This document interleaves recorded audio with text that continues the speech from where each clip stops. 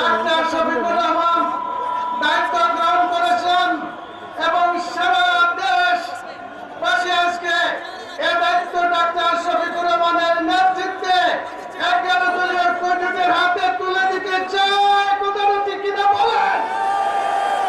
আমার বন্ধুরা, আমার বিশ্বাস তিনি প্রধানমন্ত্রী হবেন।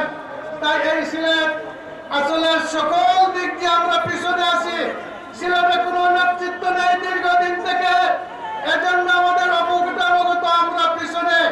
আমাদের আন্তর্জাতিক বিমানবন্দর একটি মাত্র আছে, কিন্তু এটা মানসম্পন্ন নয়। এটাকে মানসম্পন্ন একটা আন্তর্জাতিক বিমানবন্দর করতে হবে।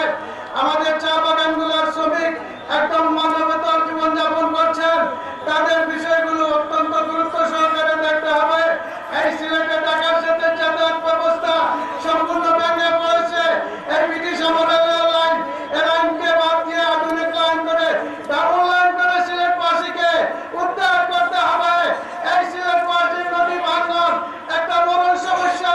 নদী শাসন আইনের মাধ্যমে কুশিয়ারা, সুরমা, চেঙ্গের খাল নদীকে নৈবতা দূর করে ফ্লাড থেকে বাঁচাতে হবে এবং নদীবর্তী এলাকাকে বাঁচাতে হবে।